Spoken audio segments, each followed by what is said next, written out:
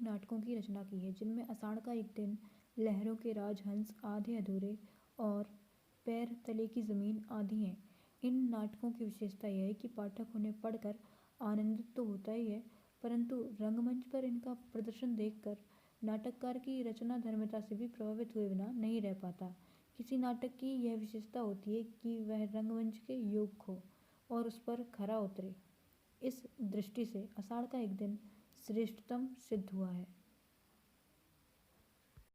इनके नाटक भारत के अनेक महत्वपूर्ण नगरों में तो मंचित हुए ही, उनका मंचन अंग्रेजी माध्यम से विदेशों में भी हुआ और सभी स्थानों पर इनका रंगमंचीय प्रदर्शन काफ़ी सराहा गया है।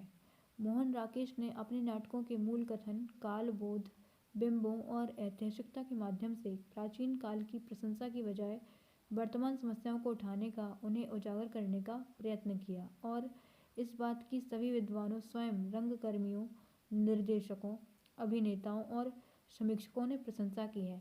इनमें विशेष रूप से नेमीचंद्र जैन, अलकाजी, राम गोपाल, कीर्ति जैन, डॉक्टर सुरेश अवस्थी, सत्यदेव दुबे, कलकत्ता की प्रतिभा अग्रवाल आदि प्रमुख थे।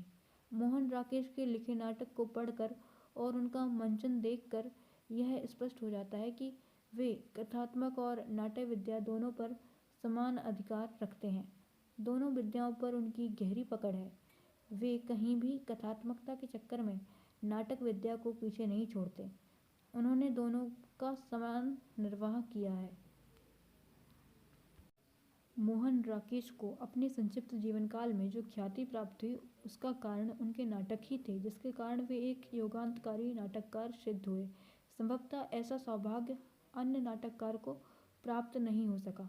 इनके नाटकों से कथा साहित्य में एक नवीनता के दर्शन हुए और हिंदी रंगमंच के विकास में भी भारी सहायता मिली। नाटककार के रूप में मोहन राकेश की ख्याति इसलिए भी प्राप्त हुई क्योंकि वे अपने नाटक के मंचन से संबंधित सभी बातों का विवरण देते थे। यह बात उनकी डायरी के पन्नों से स्पष्ट होती है। इन बातों से रचना धर्मिता के प्रति उनकी समर्पण भावना का पता चलता है।